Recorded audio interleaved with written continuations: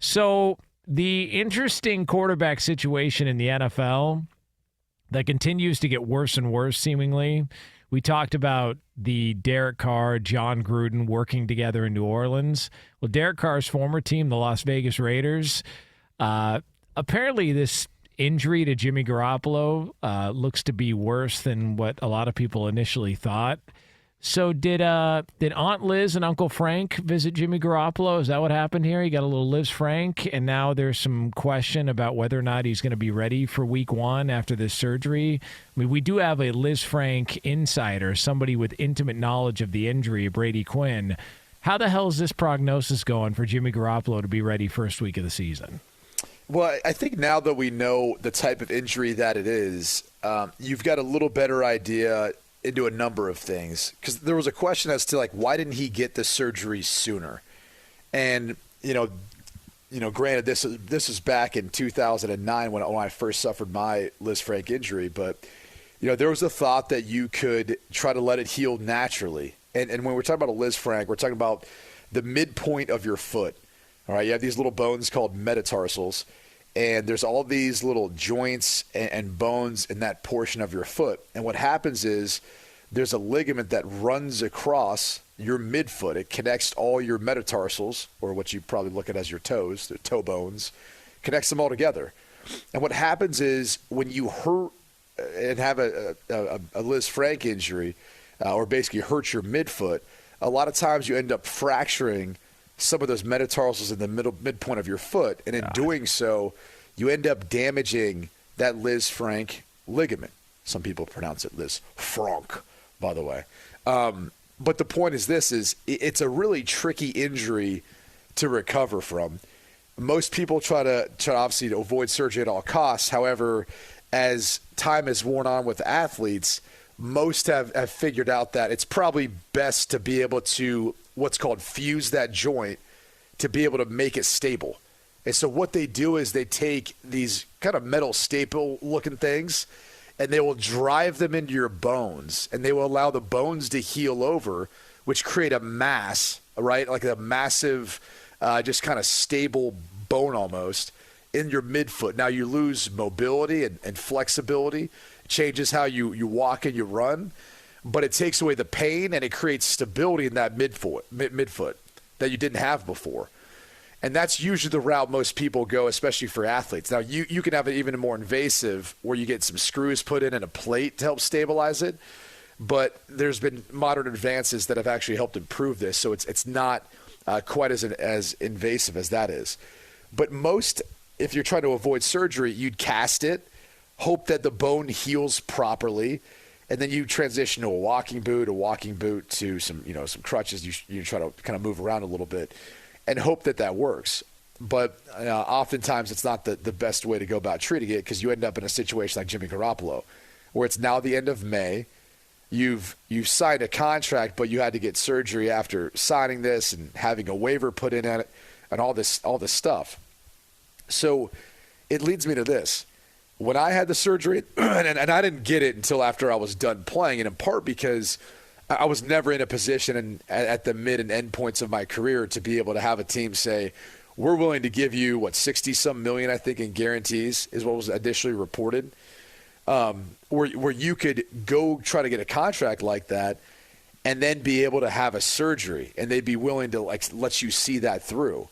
Now, even in Jimmy Garoppolo's case, the Raiders aren't willing to let him necessarily see this through. They put a waiver in on it. If he can't pass a physical, meaning if that foot doesn't heal up in time, they can cut him. They don't have to have him as part of the roster. They moved all those monies to his base salary. So that doesn't hit till the start of the season. And so there's a time frame here, and I think they're hoping he'll be back ready for week 1 of the NFL season. I don't know the exact type of surgery he has or the specifics to his injury.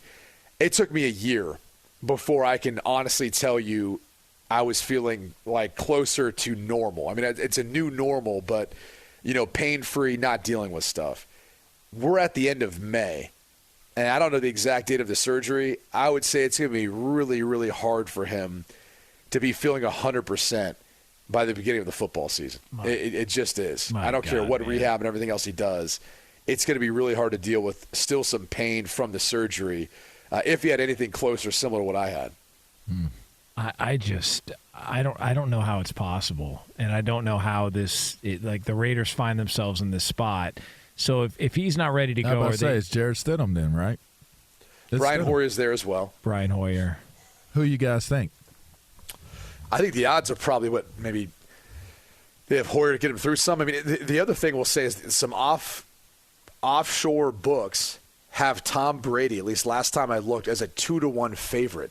Oh my gosh! If Jimmy Garoppolo cannot go, but here are the other options. CBSSports.com gave a list of options that are out there, and tell me that Brady's not the best option. I mean, seriously, I'm not talking about entertainment purposes. By the way, I think Brady was vacationing with Leonardo DiCaprio recently. They have a lot in common. If you want to look that up, but if you're just looking at the list of options, here are some names that were thrown out by CBS Sports: Carson Wentz, Matt Ryan, Teddy Bridgewater, and then there's some veteran potential backup trades, Andy Dalton, Jacoby Brissett, possibly. Jacoby Brissett, obviously familiar with the Josh McDaniels system. And then you've got Tom Brady. Those names, it all sounds horrible to me. But Tom Brady, and I know there's the ownership factor, and maybe he wants to pull out his bid and just say, I don't want any part of that, and I would like to play one more year, and then I'll revisit this afterwards. Brady does feel like, amongst all those guys available, like he's the best option for the job. Like, not from just an entertainment standpoint or a storyline standpoint, but just for the fact that you look at those available names and his relationship with Josh McDaniels, the fact that, he wanted to play there back a couple of years ago, and it was Gruden who nixed the deal and wanted to go with Derek Carr. Tom Brady does feel like, for all the drama that comes along with it, like the best option for the Raiders at this point. I think they're in bad shape if that's your best option. I mean, I know he did fairly well he just wasn't the same player to me in Tampa this past year. I think his age started to show.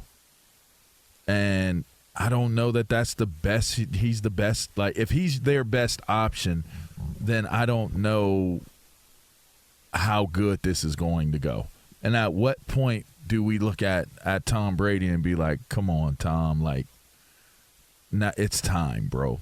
Like, I don't want to get there. I don't want to be having those conversations about him. Would you rather have Tom Brady, what you saw last year, or Jimmy Garoppolo with a cinder block foot? I mean, because that's what it sounded like the way Brady described it. He's walking around in a cinder block. I mean, the hard thing is it's his left foot, and for a right-handed quarterback, and that was what it was for me. You push off with your right, you transfer all that energy, all that force into your left foot, and it impacts your throwing motion. I mean, the one thing I'll say about Jimmy Garoppolo is he's had a really, really short stride, and so he's probably able to maybe handle that better than others that have a longer stride. But it's going to be tough for him to be pain-free and trying to deal with it unless he had a less invasive surgery, which again, it's what do they say? The only non-major surgery is the one that's not being done on you. Yeah. It's hard to think that minor surgery. Yeah, it's going to be a minor surgery, right?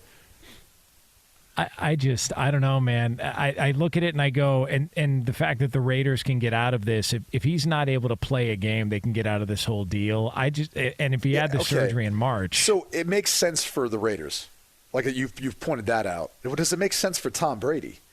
Like, this isn't Tom Brady leaving New England and then going to Tampa and then winning a Super Bowl in the first year and, being a little younger. And it seems like that team is probably the worst in the AFC West.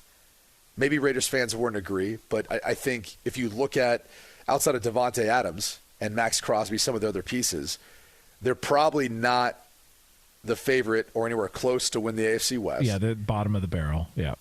And so what, he's going to go there just to reunite with Josh McDaniels and play another year or so? Like, don't you think he wants to come back? He wants to play well and try to get to a Super Bowl? I mean, the AFC is loaded with stud QBs, and it's like jam-packed to get in the playoffs. I would think the NFC is a much easier path. 11-1 the Raiders are to win the AFC West. The next closest team is the Broncos at 5.5 to 1. So, for those wondering what the projection is for the Raiders, that's where we're at right now. I mean, could they end up having a comparable year to the Cardinals? No, that's impossible. You think? Impossible. They'll be better than that.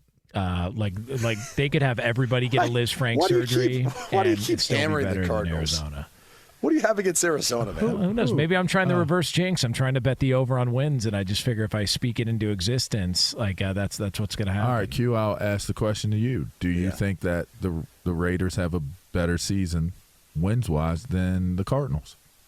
I mean, I do, although I don't know if it'll be by much. I mean, it all depends on if Garoppolo's back healthy starting week 1 or not. I mean, it's early. It's early in the offseason to know. Like, if you're a gambling person, I would not lay any money on this until you get a better idea of Jimmy Garoppolo's status. But it's really concerning, given the things that have come out this week.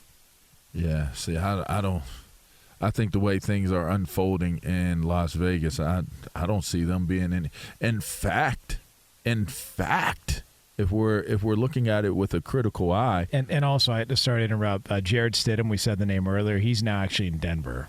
Okay. So Brian Hoyer is the backup. And then that would be then Aiden O'Connell's the young man they drafted out of Purdue in the 4th round. But I mean, he's capable, of going in there starting some games.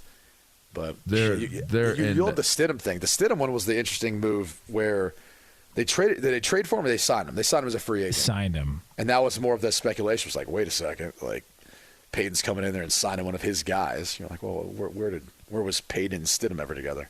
Yeah. It's not going to end well in Vegas this year. I'm gonna just put that out there right now. So you trying to say at the Super Bowl they're going to have a tougher way to go than even the Arizona Cardinals. So you're trying to say that the Super Bowl next year in Vegas will not be hosted by the Raiders, and also the Raiders will it'll be hosted by the too. It'll be hosted but I'm by saying the Raiders. They won't be starring. They won't be starring in the game as well too. No. Okay, that's interesting. No, they won't be starring in it. That's unfortunate. It's crazy to think, though, if they had a bad season, because there were people in Josh McDaniels' first year who were so quick to want to move on. And you're like, dude, you guys just fired John Gruden. There's a whole dispute with that and paying him and that staff. Now you want to move on from Josh McDaniels halfway through the first year? Like, you don't have the cash to do so. Like, you got to be patient and see some of this stuff through at this point. Listen, we were talking about it at the time. I know Berto didn't want to hear any part of this conversation, but you're going to look back and not realize how good you had it with Derek Carr until he's gone, and it feels like we're not even a year in, and that's already shaping up. Like, they're in such a bad spot, man. I think looking back on it and the justification as to why they moved on from Derek Carr is perplexing. I mean, if you could take Derek Carr, Jimmy Garoppolo, both healthy, Carr who are you taking? right It's now, Carr. every Right. day, and they wanted to move Garoppolo on. healthy. But that's the problem is he's never really been healthy, so it's kind of a trick question. Gotcha. I'm gonna take the trick. I'm a trick and treat on this one. I'm taking Garoppolo if he's healthy. I'm gonna take a chance, and then I'm gonna be mad that I took the chance and now he's hurt. But I'm still going. I'm gonna be the one that bites. Well, then then you're going out with him. In Vegas when he's hurt. So maybe we could still be friends. Yeah, maybe that plays out better for your social life.